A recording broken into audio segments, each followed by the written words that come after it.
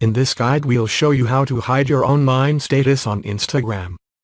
These days with so many social networks your friends and family know almost everything, and now Instagram will tell people when you're online.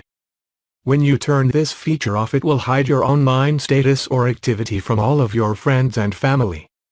Let's begin. Open Instagram. Find the portrait icon button on the bottom right. Tap the three lines menu button at the top of the screen. Then press Settings, and that will bring you to Settings page. You should have an option for privacy. Go ahead and press Privacy, and on this page you can finally see Activity Status. Now press Activity Status, and this will show your activity status. If this is turned on, everyone that is following you on Instagram or anyone that messages you could see when you were last on the Instagram app. If you turn it off, they won't be able to see your activity and your last active time on Instagram.